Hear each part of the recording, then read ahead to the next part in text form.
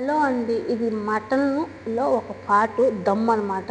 కొంతమందికి దమ్ము తినడానికి ఇష్టపడరు. వాసన వస్తది అది ఇది అంటారు. అలా కాకుండా ఒక్కసారి ఇలా ట్రై చేసుకోండి. మళ్ళీ మళ్ళీ తినాలంటారు. ఇది ఎలా చేయాలో చూపిస్తాను. ఏం లేదు, ఉప్పు, పసుపు వేసుకొని మంచిగా క్లీన్ చేసుకొని, ఆ తర్వాత కుక్కర్‌లో వేసుకొని అల్లం వెల్లుల్లి పేస్టు, మళ్ళా ఉప్పు, పసుపు వేసి మంచిగా ఒక 5, 6 విజిల్లు వచ్చేంత వరకు ఉడకబెట్టుకొని పక్కన పెట్టుకొని, ఆ తర్వాత ఒక బాణట్లో పెట్టుకొని సరిపోయినంత ఆయిల్ వేసుకొని ఇదెత్తి ఆయిల్‌లో వేసి కరివేపాకు, అలాగే పుదీనా, కొత్తిమీర, ఉప్పు, పసుపు అన్నీ వేసుకొని ఆయిల్‌లో మంచిగా ఒక 10 నిమిషాలు వేయించుకొని, ఇంగా 5 నిమిషాల్లో దింపుతాం అనంగా సరిపోయినంత కారము, ధనియాల పొడి, గరం మసాలా, అలాగే కొంచెం మిరియాల పొడి, అలాగే చికెన్ మసాలా, మటన్ మసాలా వేసుకొని మంచిగా సిమ్‌లో పెట్టి ఫ్రై చేసుకుంటే యమ్మీగా చాలా బాగొచ్చింది.